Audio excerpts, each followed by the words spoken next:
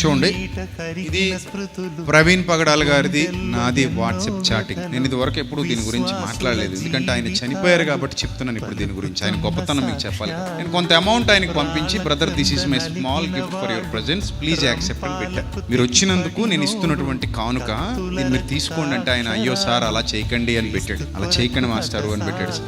అప్పుడు నేను అన్నాను, ప్లీజ్ అన్న జస్ట్ నా సాటిస్ఫాక్షన్ కోసం మీరు ఉంచుకోండి, మీరు దేవుని పనిలో ఉపయోగించండి అని పెట్టాను. మీరు దేవుని సేవ చేస్తున్నారు కదా, నాకు తెలుసు మీరు ఎంత గొప్పగా పరిచర్య చేస్తున్నారు. మీరు ధనాన్ని దేవుని పరిచర్యలో వాడండి, నేను ఇచ్చేది తక్కువే, వాడండి. మీరు దేవుని పరిచర్యలో వాడండి. మీరు బోల్డ్ అంత ఖర్చు పెట్టుకుని వస్తారు, మీ చుట్టూతో బోల్డ్ అంత మంది ఉంటారు, చెయ్యాలి, ఇంకా చాలా పరిచర్య చేయాలి. ఈ పరిచర్యలో మీకు ధనం ఉపయోగపడుతుంది, ఉపయోగించండి అని చెప్పేసి పెడితే, చూడండి ఆయన ఏమని పెట్టాడంటే, నాకు సార్ ఫార్మాలిటీ ఎందుకులేండి మనకి అన్నాడు. లేదన్నా పర్లేదన్నా ఉంచండి ప్లీజ్ అని పెడితే, నాకు వెంటనే కింద దేనికి వాడమంటారో చెప్పండి, నేను 4 రకాలైనటువంటి పరిచర్యలు చేస్తున్నాను, మీరు దేనికి వాడమంటే దానికి ధనాన్ని వాడతానని పెట్టాడు. అది అతనికి ఉన్నటువంటి యథార్థత.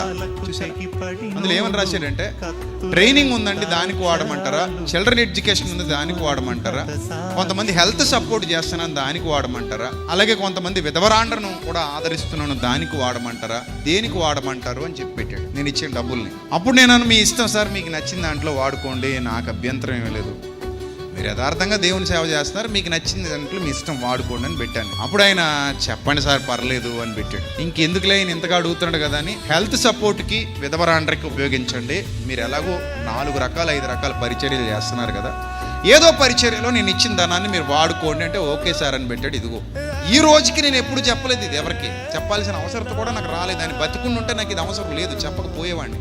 కానీ ఈరోజు ఆయన యథార్థత ఏంటో మీకు తెలియాలి అని చెప్తున్నాను. ఒక సేవకుడిగా మరో సేవకుడు ఏంటో నాకు తెలుస్తుంది, అలాగే నేనేంటో ఆయనకి తెలుస్తుంది, ఆయన ఏంటో నాకు తెలుస్తుంది. సో వాళ్ళు చేస్తున్న పరిచర్య ఎలా ఉండబోతుందో, ఎలా ఉంటుందో కూడా తెలుస్తుంది. అది ఈయనకున్న యథార్థత. కొంతమంది అలా ఉండకపోవచ్చు, కొంతమంది మోసం చేస్తూ ఉండొచ్చు సమాజాన్ని, కానీ వాళ్ళు దేవునికి ఒకరోజు ఏం చేస్తారు, లెక్క చెప్పుకోవాల్సి వస్తుంది ఖచ్చితంగా. ఈరోజు ఆయన అలా ఉండుంటే ఆయన మరణించకపోయేవారేమో, ఆయన ఇంకా మన మధ్యలో ఉండేవారేమో అని నాకు అనిపించింది, నా మనసు కనిపించింది. సో ఏదేమైనా ప్రియమైన క్రైస్తవ సమాజమా, గుర్తుపెట్టుకోండి, సేవకులు అనేవాళ్ళు సత్య సంబంధులుగా మన మధ్యలో ఉండడం మనకి దీవెన, మనకి ఆశీర్వాదం. అందుకే బైబిల్ గ్రంథంలో ఒక మాట ఉంది, సువార్త ప్రకటించి వారి పాదములు సుందరములు, వారు సువార్తను ప్రకటింపకపోయిన ఎడల మీరెట్లు విందురు, ప్రకటించి వారు పంపబడని ఎడల వారెట్లు ప్రకటించుదురు. అందుకే సువార్త ప్రకటించి వారికి సహకారులుగా నిలబడండి అన్నాడు.